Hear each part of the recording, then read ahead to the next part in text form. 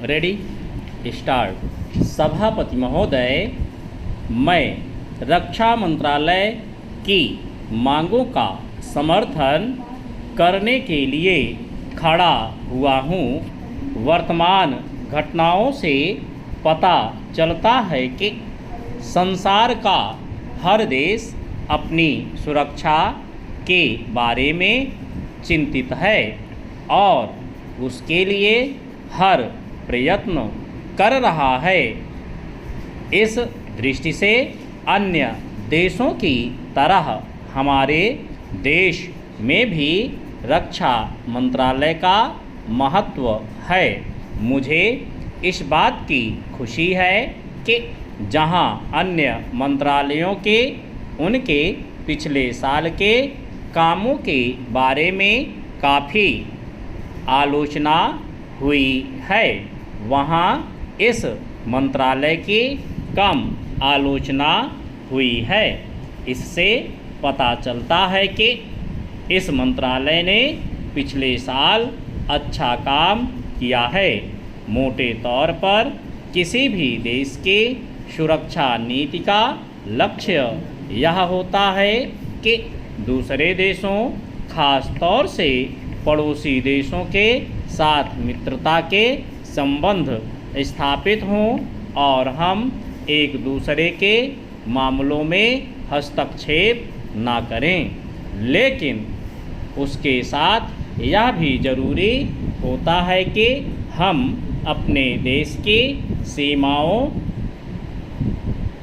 और अखंडता की रक्षा करें। इसलिए हमारे देश का यह कर्तव्य हो जाता है कि हम अपने पड़ोसियों के कार्यों पर पूरी नज़र रखें, क्योंकि आज तक हमारे देश पर जो संकट आए वे हमारे पड़ोसियों से आए हैं।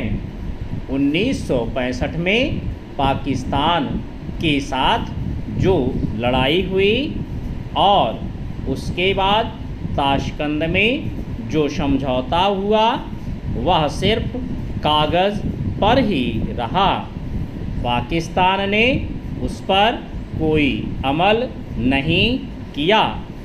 इस दृष्टि से बहुत ज़रूरी है कि हम अपने देश की सुरक्षा की हर तरह से व्यवस्था करें। हमारा उद्देश्य दूसरों पर आक्रमण करना नहीं है, लेकिन यदि हम पर कोई आक्रमण करे तो हम में इतनी शक्ति अवश्य होनी चाहिए कि हम उसका डटकर सामना कर सकें।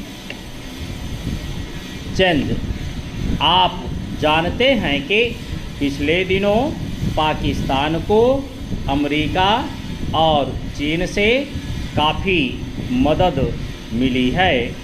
रक्षा मंत्रालय की रिपोर्ट में भी कहा गया है कि पिछले साल अमेरिका ने पाकिस्तान को 1500 करोड़ रुपए की फौजी सहायता दी है।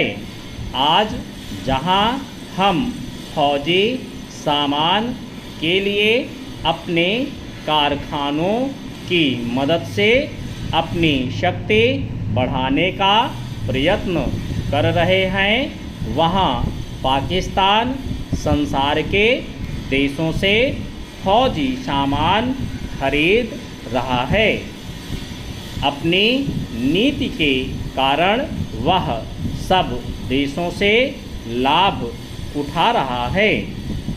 मेरा सुझाव है कि हमको भी अपनी शक्ति बढ़ाने के लिए संसार के अन्य देशों से अधिक फौजी सामान खरीदना चाहिए।